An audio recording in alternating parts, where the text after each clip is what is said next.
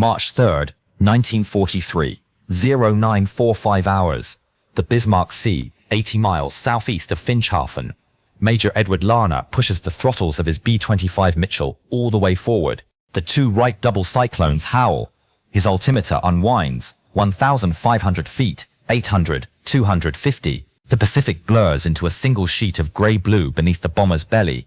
Through the armored windscreen, 3 miles ahead, Larner can see them. 8 transports, 8 destroyers, 16 Japanese ships in 2 parallel columns, their wakes white against the dark sea, their decks crowded with nearly 7,000 men of the 51st Infantry Division. Anti-aircraft tracers begin to climb toward him, slow at first, then suddenly fast, orange streaks reaching for the cockpit. His right hand finds the firing button on the yoke. The nose of his aircraft is not the nose that North American Aviation built in Inglewood, California. The plexiglass bombardier station is gone.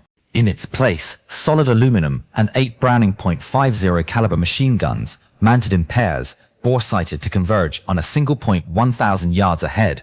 In the bomb bay, 4 500-pound general-purpose bombs hang on shackles, 5-second delay fuses set to skip across the water. Larner is 26 years old. 12 months ago, he had been a captain in a stateside training command, flying obsolete pursuit aircraft over Arizona. Now he commands the 90th Bombardment Squadron of the 3rd Attack Group, and the airplane he is flying does not officially exist. It was not designed by an engineer in California. It was built by a mechanic in a Brisbane hangar, by hand, against orders, against doctrine, against the specifications of the manufacturer. At 1,000 yards, Larner thumbs the button. What happens in the next 12 minutes will sink an entire Japanese convoy, kill more than 3,000 men, and end Japan's ability to reinforce its army on New Guinea by daylight forever. It will be called, by General Douglas MacArthur himself, the decisive aerial engagement of the South Pacific War, and it will vindicate a 43-year-old former Navy enlisted man from Quitman, Arkansas, who spent the last 15 months refusing to accept that a medium bomber could not be made to do something it was never designed to do. This is how he did it. Before we continue, take a second and subscribe. This channel tells the stories of the engineers, the mechanics, and the field officers who broke doctrine to win a war, the people the official histories tend to leave in the footnotes. Let us get into it. To understand what happened over the Bismarck Sea on the morning of March 3rd, 1943, you first have to understand how badly the Allies had been losing the war over the water. Through 1942, the Pacific theater ran on ships, Japanese ships. Tens of thousands of tons of rice, ammunition, fuel oil, replacement troops, mortar shells, and bicycles moved every week across the Solomon Sea, the Bismarck Sea, and the Coral Sea to supply garrisons at Lae, at Salamaua, at Buna, at Rabaul. Every Japanese soldier dying of malaria in the Owen Stanley Range was being kept alive or being failed by a freighter somewhere over the horizon. The Allies knew this. The Allies had a serious air force. The Allies could not stop the ships. The numbers were embarrassing. From January through August 1942, American B-17 Flying Fortresses and B-26 Marauders flew hundreds of sorties against Japanese shipping in the Southwest Pacific. They flew at 20,000 feet, the altitude their northern bomb sites had been designed for. They released their bombs in straight level passes calculated with elegant trigonometry, and they almost never hit anything. A moving ship at sea is a small target. A destroyer is roughly 360 feet long and 35 feet wide. From 20,000 feet, that target is a pencil mark seen from across a room. The ship has 30 seconds to alter course while the bomb is falling. The bomb takes about 40 seconds to fall. The ship can be a quarter of a mile from where it was when the bombardier released. After 10,000 pounds of high explosive expended, the Japanese captain would look up, log the attack, and continue his run to Rabaul. By the autumn of 1942, internal 5th Air Force reports estimated that less than 2% of bombs dropped from medium and high altitude were striking moving merchant vessels.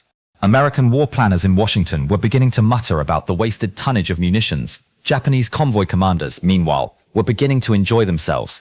Into this disaster, in August 1942, walked Major General George Churchill Kenney. Kenney was 53 years old, balding, short, and built like a stevedore.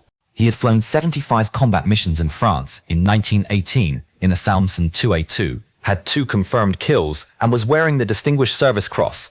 He had spent the interwar years inside the Army's air power planning shops and knew the theoretical doctrine of strategic bombing better than almost any officer in the service. He had also concluded, watching the failures over the Bismarck Sea, that the theoretical doctrine of strategic bombing was, in the matter of killing ships, completely wrong.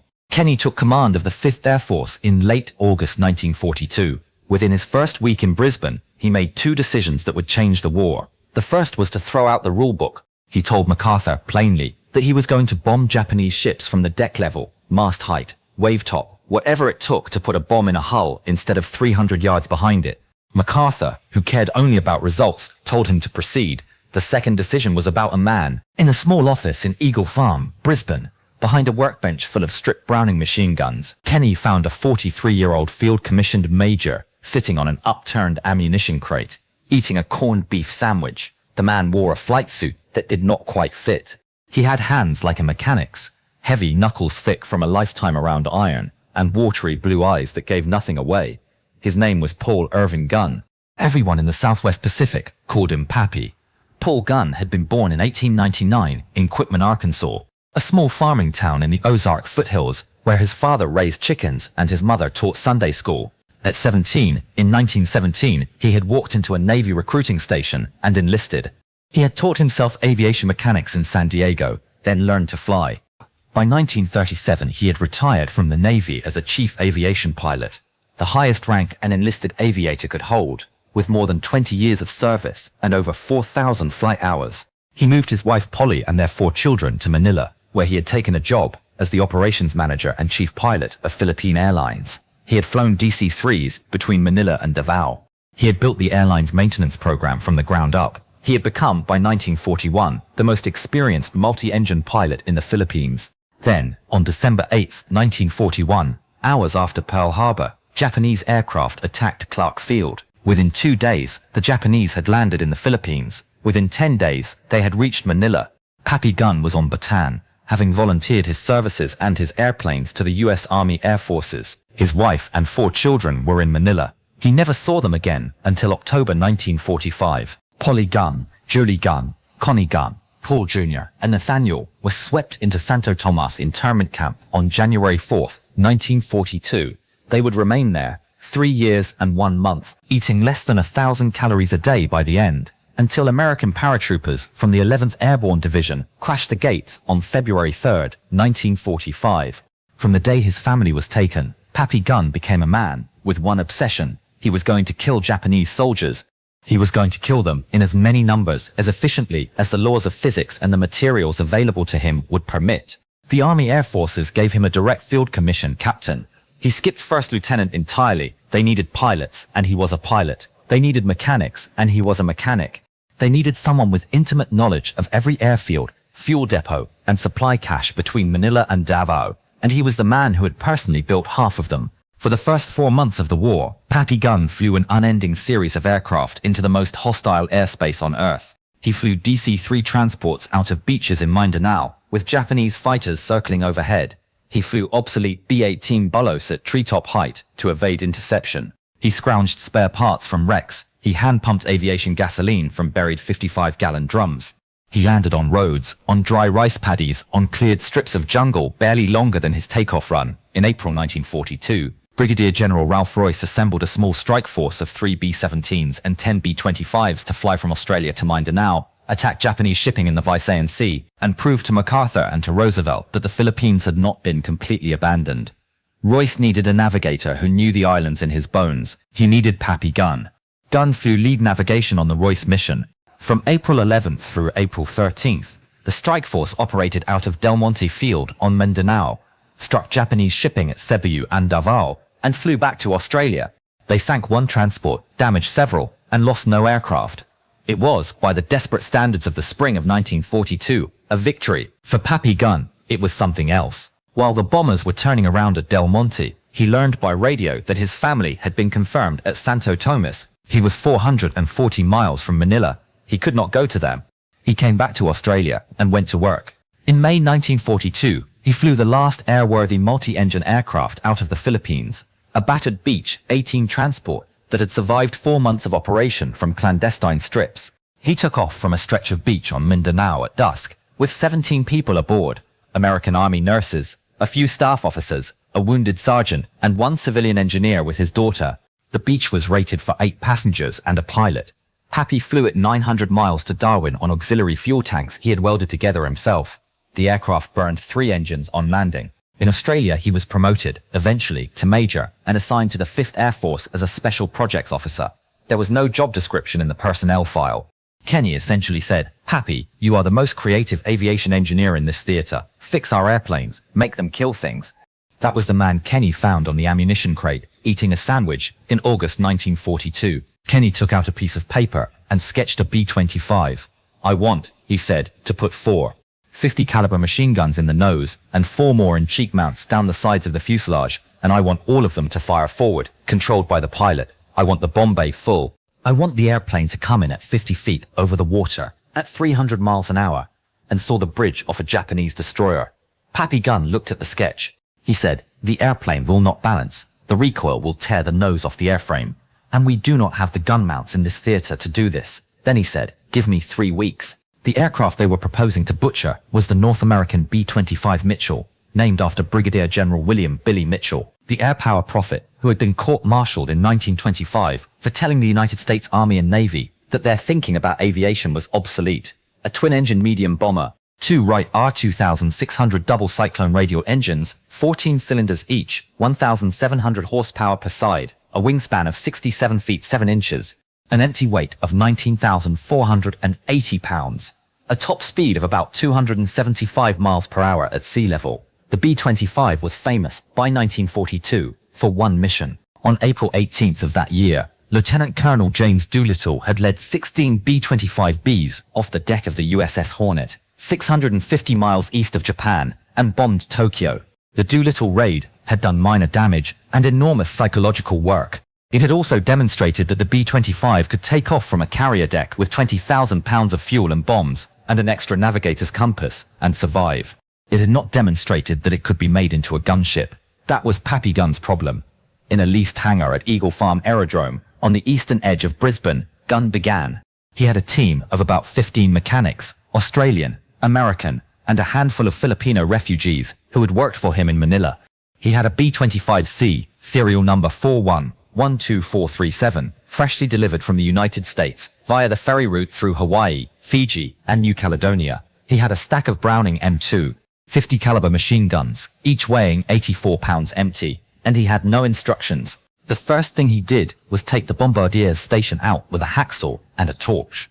The B-25's original nose was a beautiful piece of work, a faceted plexiglass dome with the Bombardier's swivel chair, his Norden M-series bomb sight, a single flexible mounted 30 caliber machine gun, and an intercom station. Pappy Gunn cut all of it free.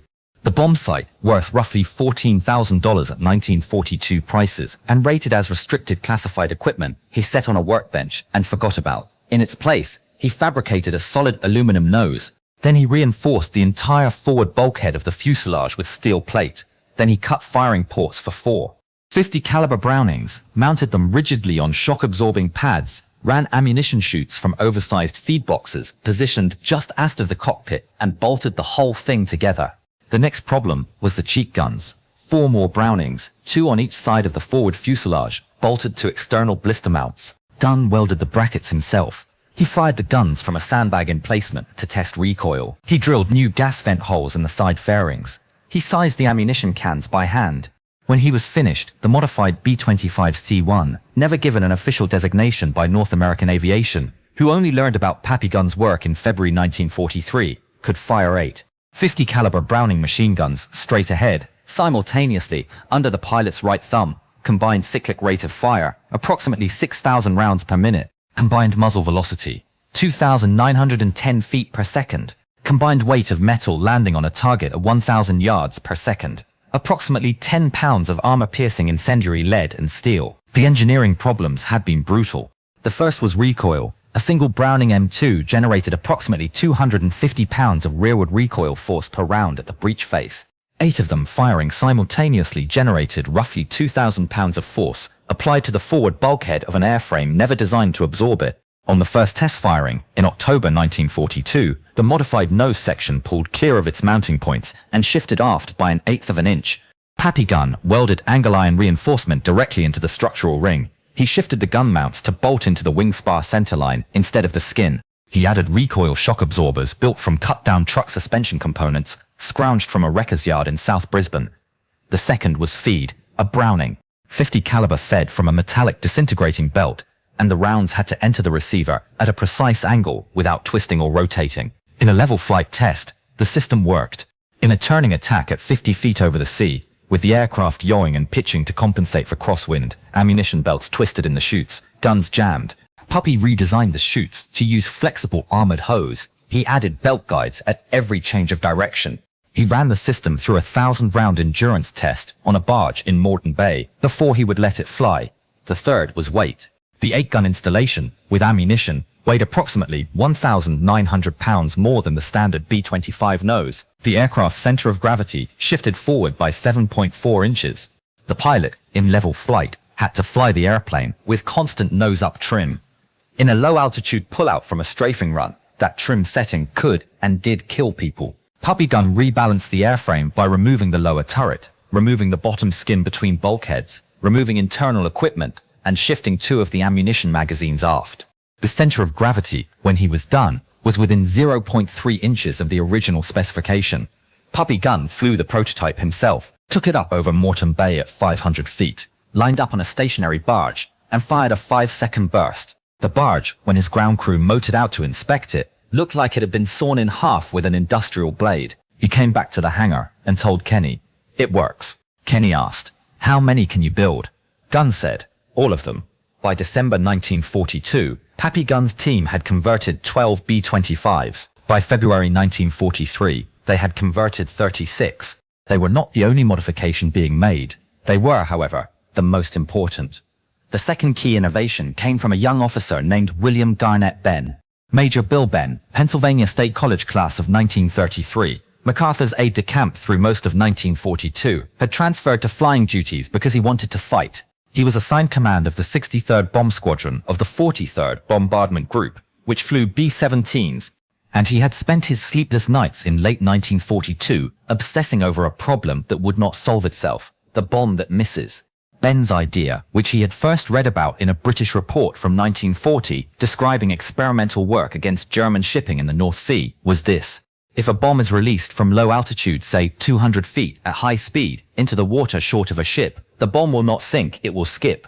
Like a flat stone thrown across a pond, it will bounce. It can be made, with the right release parameters, to bounce 2 or 3 times before striking the hull of the target. It would then enter the hull at or just below the waterline, where damage was hardest to repair and where flooding was guaranteed to spread.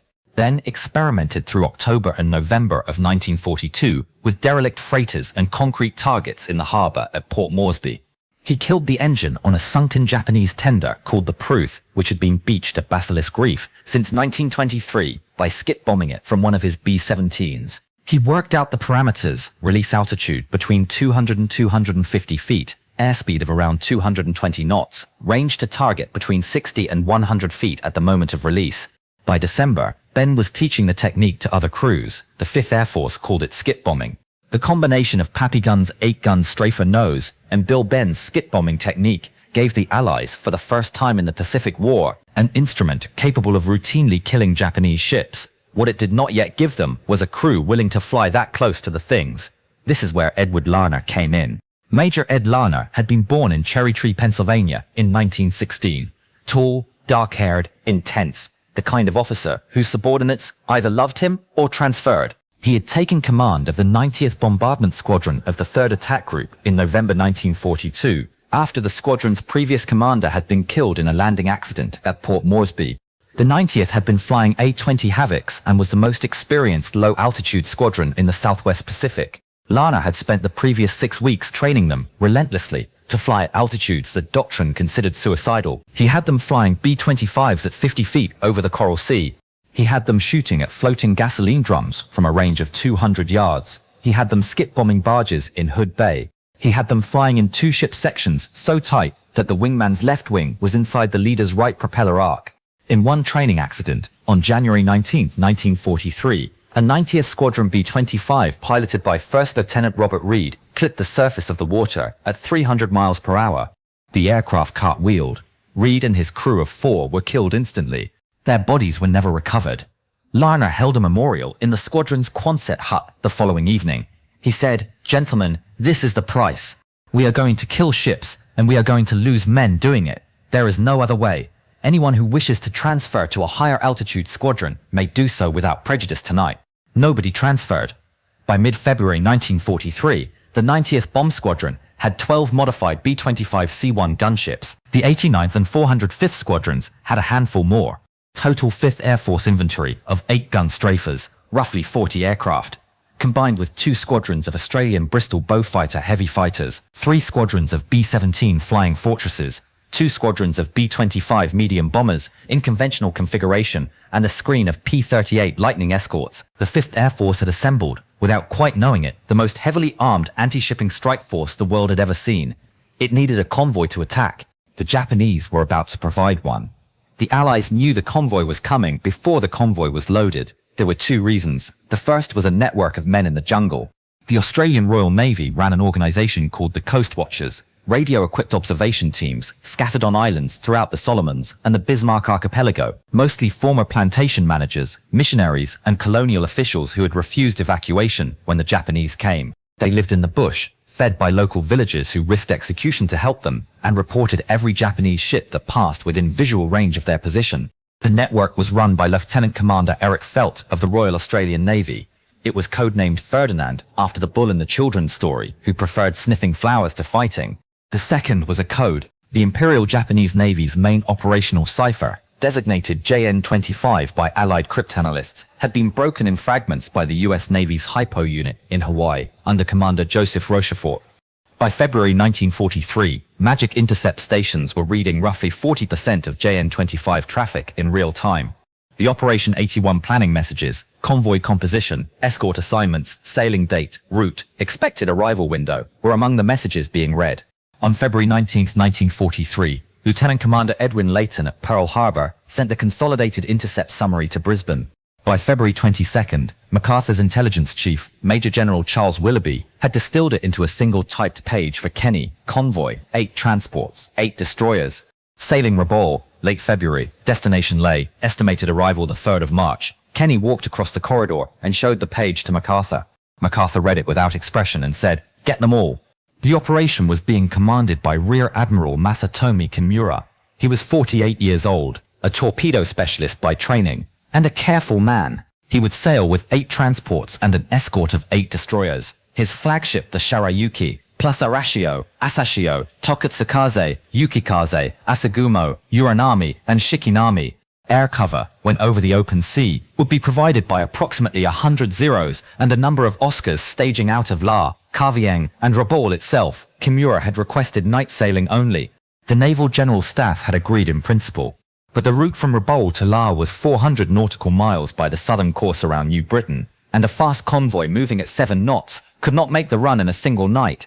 Kimura would, of necessity, be exposed to daylight Allied aircraft at some point during the passage. His staff calculated the probable losses, 30 to 40% of the transports, acceptable. What Kimura did not know was that his calculation was based on the Allied Air Force of 1942.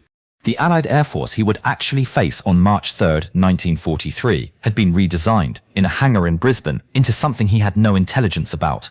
The convoy assembled at Rabaul on February 27, 1943. 6,900 soldiers of the 51st Infantry Division marched aboard the transports in column. Most were veterans of the Guadalcanal evacuation, recovered from disease in field hospitals, now being fed back into the meat grinder of New Guinea. Their division commander, Lieutenant General Hidemitsu Nakano, embarked with them. Japanese intelligence officers at Rabaul, in their final assessment briefing, told the convoy staff that Allied air strength in the theater had been graded by the Naval General Staff as recoverable, meaning, in the technical language of Imperial Navy planning, that 30 to 40% transport losses could be sustained without compromising the strategic position at Ley.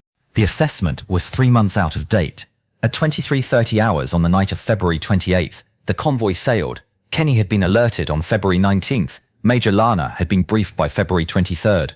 The 90th Squadron began moving its modified B-25s forward to Port Moresby's 3-mile drome on February 25th.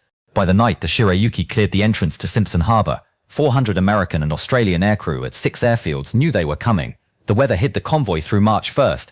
A low-pressure system rolled south from the Solomons, dropping cloud ceiling to under 500 feet across most of the Bismarck Sea.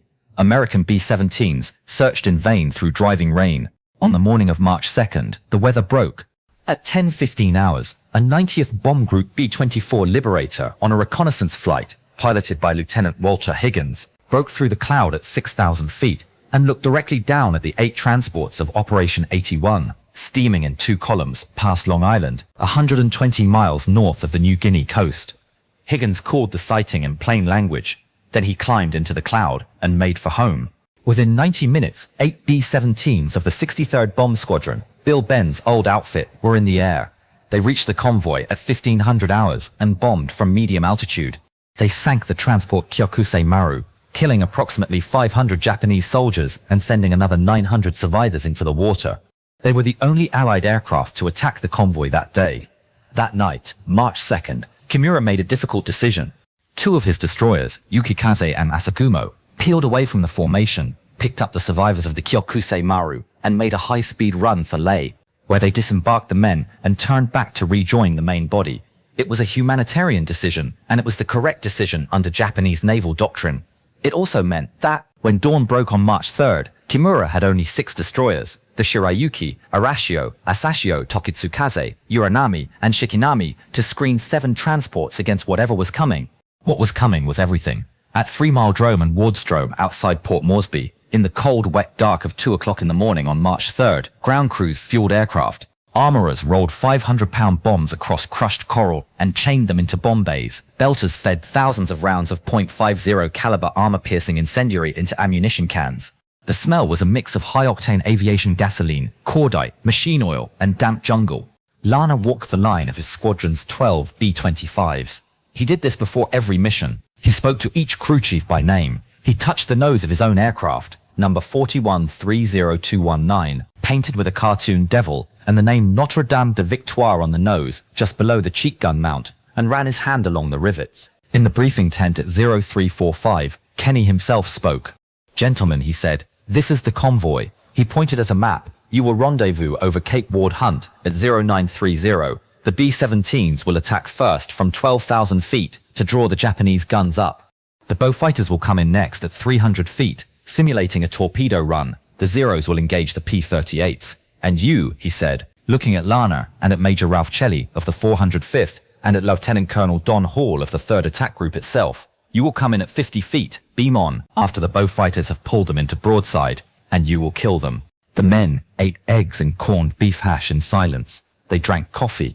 They walked out to the aircraft. At 0830, the engines began to start. By 0900, 90 Allied aircraft were airborne over the Owen Stanleys, climbing through scattered cumulus, rendezvous formations, forming around tower flag markers. In the Bismarck Sea, 200 miles north, Rear Admiral Kimura was on the bridge of the Shirayuki, finishing a breakfast of rice and pickled radish. He did not yet know that the dawn that was breaking around him was already lost. The first thing he saw was the B-17s. At 0950 hours on March 3rd, 1943, 13 B-17 Flying Fortresses of the 43rd Bombardment Group reached the convoy. They were at 6,500 feet, lower than originally briefed because of cloud cover. They came in across the bows of the formation. Kimura saw them through binoculars from the bridge of the Shirayuki. His response was textbook Imperial Japanese Navy. Every gun in the convoy that could elevate to engage aircraft began firing into the sky. Twin 25mm autocannons, single 25mm batteries, the 5-inch dual-purpose main guns of the destroyers. Every gun tube available swung upward, the sky filled with black puffs of bursting flak. The B-17s released their bombs from level, 1,000-pounders, 2,000-pounders. The bombs fell. The ships, alerted, began evasive maneuvers, turning sharply, opening intervals, dispersing in different directions. The bombs missed almost every target. 3 near misses on the destroyer Tokitsukaze rattled her hull plates and ruptured a steam line. 1 direct hit on the transport Teomaru, 3,000 tons of fuel oil and explosives, set her on fire. It was, by 1942 standards, a respectable bombing run. By the morning of March 3rd, it was almost irrelevant. The B-17 attack had 2 purposes: sink a ship if possible, but more importantly, get every Japanese gunner on every Japanese ship to point his weapon upward. That mission was accomplished. 3 minutes later, at 1003 hours, 13 Bristol Bayfighters of 30 Squadron, Royal Australian Air Force, arrived. They came in at 300 feet, in line abreast, throttles fully forward at 305 miles per hour. They were not carrying torpedoes. The Bayfighter never carried torpedoes in the Pacific, but from a distance in the early morning light, with their nose-mounted radar cones and twin-engine silhouettes, they looked like torpedo bombers. Kimura's lookouts called the warning. The destroyer captains responded as they had been trained to respond. They turned their bows to comb the incoming torpedo run. This is a defensive maneuver. By turning bow on to a torpedo attack, a ship presents the narrowest possible target and gives any torpedo release the best chance of running past her parallel hull. This is the correct doctrinal response to torpedo aircraft. It is exactly the wrong response to strafers. By turning bow on, every Japanese ship in the convoy presented its broadside to whatever came next, with main batteries pointed wrong, anti-aircraft guns trained upward and forward, and gun crews still concentrating on the B-17S above. The B-fighters, 200 yards out, opened fire with 420mm Hispano cannons and 6.303 Browning machine guns in the wings. The 20mm rounds tore into bridges, anti-aircraft mounts, and exposed crewmen. Captains were killed at their command stations. Helmsmen died at their wheels. The 303 rounds, much lighter, swept the open decks. Behind the B-fighters, 3,000 feet back, lower and faster, and already lining up, came Lana's B-25. There were 12 of them in the first wave. They flew at 50 feet over the water, 2 parallel sections of 6 aircraft each, spaced about 100 yards apart laterally. Lana was leading the left section. His deputy squadron leader was leading the right. Lana's primary target was the destroyer, Shirayuki, Kimura's flagship. He picked her up at 1,500 yards. He saw, through the windscreen, the long, low silhouette of a Fubuki-class destroyer, 388 feet from bow to stern, 2,750 tons displacement. He saw her main guns elevated to the wrong angle. He saw, on her afterdeck, the muzzle flashes of her 25mm guns trying to depress. He saw the bridge, painted dark grey with white edging on the wings, the figure of an officer in a peaked cap leaning over a binnacle. At 1,000 yards, Lana thumbed the firing button. 8 Brownings simultaneously discharged. The cyclic rate of fire was approximately 100 rounds per second. The recoil shoved the Mitchell backward in the air by perceptible inches. The smell of cordite filled the cockpit, even with the side windows closed. The forward third of the Shirayuki's bridge disappeared. The white-painted edging vanished into a cloud of pulverized paint, steel splinters, and red mist. The 25mm gun crew on her foredeck was cut down where they stood. The officer at the binnacle was hit by 3.50 caliber rounds and folded over the rail. Tracers from Lana's nose guns walked the length of the destroyer's superstructure at 300 miles per hour, leaving smoking holes in the bulkhead plating. At 400 yards, Lana pulled up to a height of perhaps 70 feet. The bombardier, no longer needed for forward sighting, but still useful for bomb release, toggled the bomb bay open. 2 500-pound bombs released, 5-second fuses. The bombs hit the water, roughly 30 yards short of the destroyer's beam. They skipped once, like flat stones across a pond, rose 10 feet into the air, and struck the side of the Shirayuki below her aft funnel. The fuses ran out 2.5 seconds later, deep inside the destroyer's engine room. A column of black smoke rose 400 feet. Lana banked hard right and climbed away. His tail gunner, looking back through the perspex of the tail position, saw the Shirayuki dead in the water, listing to port, her after magazine on fire. By 10:15, the same thing was happening, simultaneously, to every other ship in the convoy. A second B-25 of the 90th Squadron attacked the destroyer Tokitsukaze. The pilot opened fire at 1,200 yards with all 8 guns. Tracers slashed across her bridge wing. The Japanese gunnery officer was killed in the first burst. 4 500-pound bombs released in train. 2 skipped past her. 1 struck just forward of her bridge, below the waterline. 1 struck dead amidships, also below the waterline. The Tokitsukaze's engine room flooded in less than 90 seconds. She lost all way. Her captain ordered abandon ship at 10:19. In the next section, a third 90th Squadron B-25 attacked the destroyer Asasheo. The aircraft came in from her port quarter.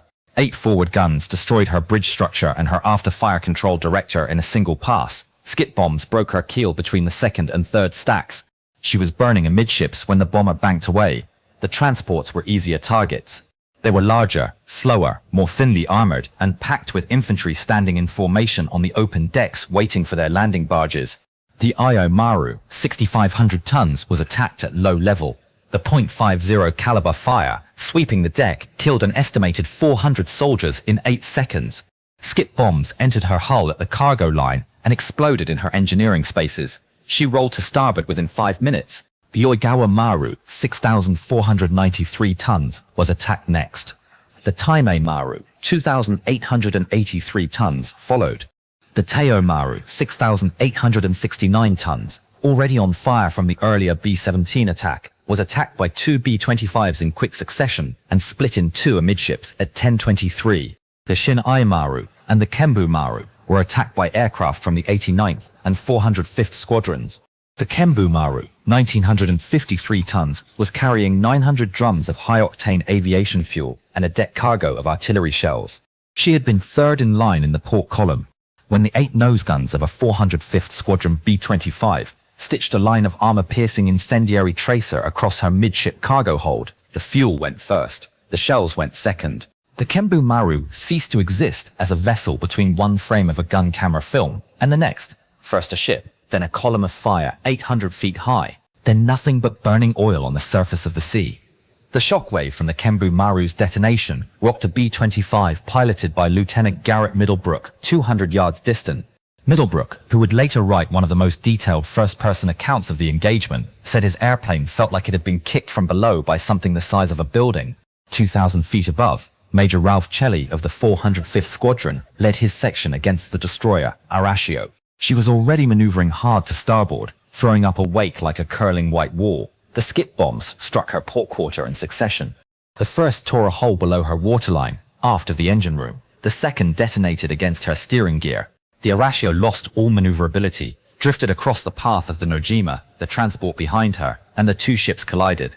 The Nojima's bow rode up over the Arashio's stern deck and ground her under. Both vessels were already burning. The destroyer Asashio, separately attacked, was struck a final time by a B-17 dropping from medium altitude in a coordinated late run. She broke in half between the bridge and her forward funnel. The bow section sank in less than 3 minutes. The stern remained afloat, burning, for another 40 minutes before going under. On the decks of the burning transports, the soldiers of the 51st Infantry Division, men who had survived Guadalcanal, who knew what an artillery barrage felt like, who had been through the worst the Pacific could throw at them, did the only thing it was possible to do. They lay flat on the steel plating, faces against the hot deck, and they waited to die. Survivors interviewed after the war by American occupation authorities consistently described the same impression. The sound. 8 Browning M2 machine guns firing simultaneously at 50 feet over the water at 300 miles per hour produced a noise that the human ear had not been built to process. It was not the rattle of machine gun fire as it was understood from infantry combat. It was a single continuous roar, low and overwhelming, like a freight train passing close enough to touch. The whole sequence, from the moment Lana opened fire on the Shirayuki to the moment the last B-25 banked away from the last target, lasted about 12 minutes. When it ended, the Bismarck Sea was on fire. Black smoke rose 3,000 feet from a dozen burning vessels. The Shirayuki had broken in half and was sinking by the stern. The Tokitsukaze was capsizing. The Arashio, attacked separately, was burning from stem to stern. The Asashio was settling by the bow. 4 destroyers, half of Kimura's entire screen, were either dead in the water or sinking. The 7 remaining transports were all burning, all sinking, or both. The sea between them was filled with debris, lifeboats, planks, oil slicks, fuel drums, bodies, and thousands of struggling men. Rear Admiral Kimura was hauled, alive, from the water by Shikanami, one of the 2 destroyers still operational. He had been thrown from the bridge of the Shirayuki when she rolled. He had a broken collarbone and second-degree burns on his hands and face. He survived to make his report to the Naval General Staff in Tokyo 2 weeks later. His report said, in essence, that the Imperial Japanese Navy had encountered, for the first time in the Pacific War, an enemy aircraft capable of attacking from a direction that Japanese doctrine had not anticipated, with a weapon that Japanese ship design had not been built to resist. He recommended, on the final page, that daylight surface convoys to La be suspended indefinitely. The Naval General Staff agreed. Above the burning sea, the B-25s were already returning to Port Moresby. Lana landed Notre Dame de Victoire at 3 Mile Drome at 11:42 hours. He was met on the apron by Kenney, who had flown forward from Brisbane that morning specifically to greet the returning aircraft. The 2 men shook hands. Lana, by his own later admission, could not speak for several minutes. He had not eaten since the night before. His flight suit was soaked through with sweat. The skin of his hands was raw where the throttle quadrant had rubbed against his palms. Kenney walked the length of the runway, counting aircraft as they came in. He counted 12 B-25s of the 90th Squadron. He counted the 89th and 405th. He counted the Beaufighters of 30 Squadron RFRA. He counted the B-17s. In the dispersal area, ground crews swarmed over the returning aircraft. Some of the B-25s had so many small arms holes in their wings and tails that fitters could not count them. They simply began patching with riveted aluminium squares and ran out of patches. Notre Dame de Victoire had 93 holes in her airframe, 2 ruptured hydraulic lines, and a windscreen cracked from cold air entering through a tracer hole in the canopy. She was back in the air 4 days later. Lana flew her on a strike against Ley Harbor on March 7th. Pappy Gunn was not at Port Moresby that morning. He had been in Brisbane, working on a modification to the A-20 Havoc that would never be needed because the Bismarck Sea attack made the operational case for itself. Kenney telephoned him at 18:30 hours that evening. The conversation, as Kenney later recalled it, was brief. "The convoy is dead," Kenney said. "All of it." Pappy answered, "Glad to hear it, sir," and asked if there was anything he needed for the next one. In Tokyo, the news arrived at the Naval General Staff by encrypted radio later that evening. Officers reading the casualty tally found themselves looking at numbers that did not fit any previous engagement in the Pacific War. 8 transports lost, half a destroyer screen lost, an entire infantry division, a unit it had taken the Imperial Army 18 months to train, equip, and bring forward, eliminated as a fighting formation in 12 minutes by an enemy that, 2 months earlier, had been considered incapable of striking Japanese shipping with any reliability at all. The strategic implication required no interpretation. It was simply read off the page. Daylight transport movement to forward bases in New Guinea was no longer survivable. The Naval General Staff would issue the formal suspension order 9 days later. The practical effect was immediate. From March 4, 1943 onward, no Japanese transport vessel of any class ever again sailed in daylight inside the operational range of the 5th Air Force. The Allies had lost, for the entire engagement, 2 B-17s, 1 B-25, 1 P-38, and 13 aircrew killed. The Japanese had lost 8 transports, 4 destroyers, all of their cargo, all of their fuel oil, almost all of the 51st Infantry Division, and an estimated 3,000 to 3,500 men killed at sea or drowned. Out of nearly 7,000 soldiers who had sailed from Rabaul, fewer than 1,200 would ever reach Ley. The rest were in the water. The water was the place where the Battle of the Bismarck Sea became, in retrospect, ugly. For 3 days after the attack, 5th Air Force aircraft, at MacArthur's personal direction, in writing, strafed Japanese survivors in lifeboats and rafts, and clinging to debris. The reasoning given at the time was tactical. Any Japanese soldier reaching the New Guinea coast would rejoin the army at Ley, and would have to be killed later at higher Allied cost. The reasoning given by aircrew, in private, was rage at the bombings of Allied prisoners in similar circumstances over the previous year. It was a decision that troubled some of the men who carried it out for the rest of their lives. It is part of the historical record of this engagement. It cannot be left out. By March 6th, the Bismarck Sea was quiet again. The strategic effect of the Battle of the Bismarck Sea was immediate and total. Imperial General Headquarters in Tokyo, on March 12, 1943, formally suspended all daylight surface reinforcement of New Guinea by transport vessel. Henceforth, supplies would move by submarine, by motorized landing barge, running at night close to the coast, and by air.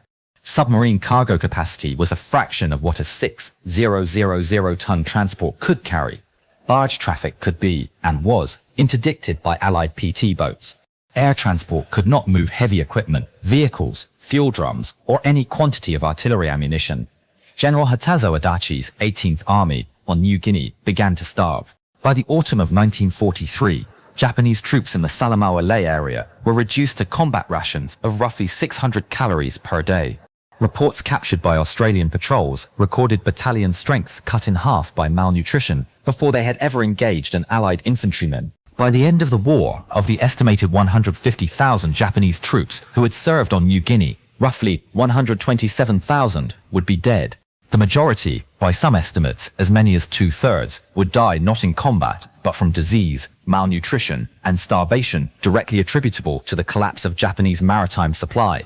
The collapse of Japanese maritime supply was directly attributable to the events of March 3, 1943. MacArthur, in his communique of March 7, 1943, called the engagement the decisive aerial battle of the Southwest Pacific War. This was not hyperbole. It was the precise and accurate statement of a 4-star general not given to understatement. For Pappy Gunn, the war went on. In April 1943, North American Aviation sent a delegation of engineers from Inglewood, California, to Brisbane to look at what the mechanic from Quitman, Arkansas, had done to their airplane.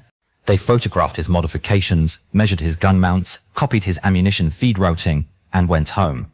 By the autumn of 1943, North American was building factory versions. First the B-25G, with a 75 mm cannon in the nose, which Pappy Gunn personally hated, calling the cannon a slow piece of junk because its rate of fire could not keep up with strafing speeds, and then the B-25H with the same 75 mm plus 4, 50 caliber nose guns, and finally the B-25J with the 8 forward-firing .50 caliber Brownings, exactly as Gunn had built them, but now as factory standard. The B-25J went into mass production in early 1944. North American built 4,318 of them before the end of the war. They flew in every theater. The 8-gun strafer nose became, briefly, one of the most heavily armed aircraft of any kind in any nation's service. But the deeper legacy was doctrinal, and it would not be visible for another generation. Douglas Aircraft, watching what Pappy Gunn had done with the Mitchell, redesigned its own A-26 Invader with 6 forward-firing .50 caliber guns in the nose and another 8 in underwing pods. The Invader entered combat over Europe in late 1944. After the Second World War, it flew in Korea and Indochina. The doctrine of low-altitude attack with concentrated forward fire, suppressing defenses with strafing, while a bomb hit, followed in the same pass, had become the standard tactical bombing doctrine of the United States Army Air Forces. It would, in modified form, become the standard tactical doctrine of the United States Air Force. In the 1950s, the same principle was applied to the Douglas A-1 Skyraider, a single-engine attack aircraft carrying 420 mm cannons forward and up to 8,000 pounds of ordnance. In the 1960s, in Vietnam, the principle was applied to the AC-47 Spooky gunship, a converted C-47 transport with 3 side-firing miniguns. In the 1970s, the principle was scaled up to the AC-130 Spectre, a converted C-130 transport with 20 mm Vulcans, 40 mm Bofors, and eventually a 105 mm howitzer, all firing in coordinated bursts from the same airframe. The AC-130 remains in active United States service today. Every one of these aircraft traces its tactical lineage to a leased hangar at Eagle Farm in October 1942, and to a 43-year-old major from Arkansas with a hacksaw and a problem to solve. Pappy Gunn himself was promoted to lieutenant colonel in 1943 and to colonel in 1944. He continued to modify aircraft for the 5th Air Force throughout the campaign in the Philippines. He was wounded in action on December 11, 1944, during the Battle of Ormoc Bay, when a Japanese fighter strafed his A-20 and shrapnel from a 20 mm round destroyed most of the bones in his left forearm. He refused full evacuation, had the wound dressed at a field hospital, and was back in his hangar in later, within 3 weeks, working with one good arm. On February 3, 1945, the 11th Airborne Division liberated Santo Tomas internment camp. Polly Gunn weighed 84 pounds. The 4 gun children had survived. Pappy Gunn flew to Manila within 24 hours of the camp's liberation. The family reunion, as recorded by Life magazine war correspondent Carl Maidens, who had himself been interned at Santo Tomas and was personally known to the Gunn family, was something most of the witnesses did not have words to describe and did not try to. Maidens took photographs. He gave one of them to Pappy. The photograph showed a man embracing his wife. The wife's face was partially obscured. Pappy's was not. The man in the photograph was crying. Connie Gunn, Pappy's eldest daughter, was 16 years old at the liberation. She would later write that her father, when he saw them, did not look like a soldier, and did not look like a pilot, and did not look like the man who had built an aircraft modification that killed 3,000 Japanese soldiers in 12 minutes. He looked, she said, like a farm boy from Arkansas, who had walked back into the kitchen of a house he thought had burned down, and found his family standing there waiting for him. After the war, Pappy Gunn returned to the Philippines and resumed civilian aviation. He worked again for Philippine Airlines. He helped rebuild the country's commercial aviation infrastructure. He stayed in touch with Larner's family, with Bill Ben's family, with George Kenney. Major Edward Larner did not survive the war. On April 28, 1943, less than 2 months after the Battle of the Bismarck Sea, Larner was flying a routine ferry mission in a B-25 from Charters Towers to Port Moresby when the aircraft developed engine trouble. He attempted a forced landing in heavy seas off the coast of New Britain. The aircraft broke up on impact. Larner and his 3 crewmen were killed. Their bodies were never recovered. Larner was 26 years old. He was awarded the Distinguished Service Cross posthumously. Major Bill Benn, the inventor of skip bombing, was lost on January 18, 1943, 6 weeks before the Bismarck Sea attack he had made possible. He took off from Port Moresby in a B-25 to inspect a forward landing strip in the Owen Stanleys, and was never seen again. The aircraft has never been found. He was 32 years old. General George Kenney commanded the 5th Air Force, and later all Allied air forces in the Southwest Pacific until 1945. He became the first commander of the Strategic Air Command after the war. He died in 1977 at the age of 88. He wrote in his memoir that Pappy Gunn was the most valuable man in the Pacific War on a per-soldier basis. He meant it. Pappy Gunn died on October 11, 1957, at Subic Bay in the Philippines. He was flying a Beech Twin Bonanza, ferrying a passenger to Manila, when he flew into a thunderstorm and lost control of the aircraft. He was 58 years old. He had logged by then more than 20,000 flight hours. The Philippine government buried him with full military honors. A bust of him stands today in the lobby of the Philippine Air Force Museum at Villamor Air Base, just outside Manila. The plaque does not mention the Battle of the Bismarck Sea. It mentions only that he was a friend of the Philippines. Of the 36 B-25 C-1 gunships Pappy Gunn personally modified at Eagle Farm in 1942 and early 1943, none survived the war. They were either lost in combat, scrapped after the war, or returned to standard configuration. Of the 4,318 factory-built B-25Js with the 8-gun nose, approximately 34 are still airworthy somewhere in the world today. They appear at air shows in Texas, Wisconsin, Florida, and Oklahoma. They are flown by retired airline pilots, by museum volunteers, by warbird collectors. Their owners pay roughly $4,500 per flight hour in fuel and maintenance to keep them in the air. One of them, a B-25J registered as N9456Z and named Panchito, has been flying continuously since 1944. She was delivered to the Army Air Forces too late to see combat. She wears the markings of the 41st Bombardment Squadron, 396th Bomb Group. She has the original 8 forward-firing Browning M2 mounts in her nose, though the guns have long since been deactivated to museum standard.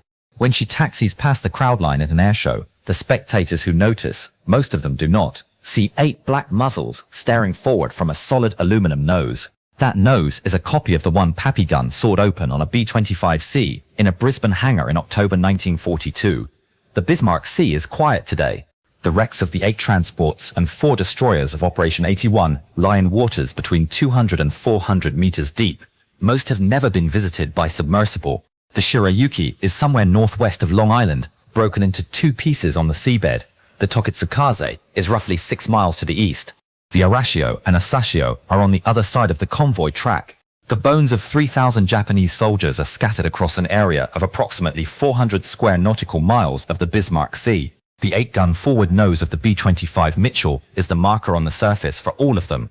Of the 36 B-25 C-1 gunships Pappy Gunn personally modified at Eagle Farm in 1942 and early 1943, none survived the war. They were either lost in combat, scrapped after the war, or returned to standard configuration. Of the 4,318 factory-built B-25Js with the 8-gun nose, approximately 34 are still airworthy somewhere in the world today. They appear at air shows in Texas, Wisconsin, Florida, and Oklahoma. They are flown by retired airline pilots, by museum volunteers, by warbird collectors. Their owners pay roughly $4,500 per flight hour in fuel and maintenance to keep them in the air. One of them, a B-25J registered as N9456Z and named Panchito, has been flying continuously since 1944. She was delivered to the Army Air Forces too late to see combat. She wears the markings of the 41st Bombardment Squadron, 396th Bomb Group. She has the original 8 forward-firing Browning M2 mounts in her nose, though the guns have long since been deactivated to museum standard. When she taxis past the crowd line at an airshow, the spectators who notice, most of them do not, see 8 black muzzles staring forward from a solid aluminum nose. That nose is a copy of the one Pappy Gunn sawed open on a B-25C in a Brisbane hangar in October 1942. The Bismarck Sea is quiet today. The wrecks of the 8 transports and 4 destroyers of Operation 81 lie in waters between 200 and 400 meters deep. Most have never been visited by submersible. The Shirayuki is somewhere northwest of Long Island, broken into 2 pieces on the seabed. The Tokitsukaze is roughly 6 miles to the east. The Arashio and Asashio are on the other side of the convoy track. The bones of 3,000 Japanese soldiers are scattered across an area of approximately 400 square nautical miles of the Bismarck Sea. The 8-gun forward nose of the B-25 Mitchell is the marker on the surface for all of them. There is, in the long history of military innovation, a particular kind of victory that does not come from a new factory, a new design, a new metal, or a new idea handed down from a general officer to his subordinates. It comes from a mechanic refusing to accept that the airplane in front of him cannot be made to do something it was never designed to do. It comes from a major in a leased hangar at Eagle Farm, hacksawing the nose off a brand new bomber and bolting 8 machine guns to the wreckage. It comes from a junior officer reading a British technical report and figuring out how to make a bomb skip across the water. It comes from a young squadron commander telling his men, on the night a B-25 went into the sea at 300 miles an hour, that there was no other way to kill ships, and anyone who could not accept that should leave by morning. The Battle of the Bismarck Sea was won on the morning of March 3, 1943, by 90 airplanes operated by a few hundred men.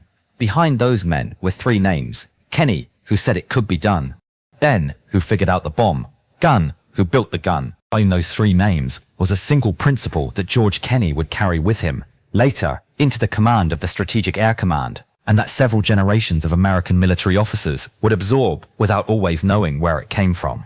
The principle was this: the side that adapts its tools faster than the enemy can adapt his doctrine will, in the end, decide the war. A medium bomber designed to drop bombs from 20,000 feet was made in a hangar into a low-altitude gunship. A bomb designed to be released in straight and level flight was made to skip across water. A doctrine of high-altitude precision attack was thrown out and replaced, in 15 months, by a doctrine of wave-top annihilation. None of those changes existed in any peacetime planning document. All of them killed 3,000 Japanese soldiers on a single morning in March. Would you have given Pappy Gunn his hacksaw? Or would you have written him a letter explaining that the B-25 was a high-altitude precision instrument and was not to be modified in the field? Tell us in the comments. And if you want more stories like this, the engineers, the field officers, and the mechanics who broke doctrine to win the wars the textbooks could not, subscribe to the channel. There are a lot more of them. We are going to tell them all.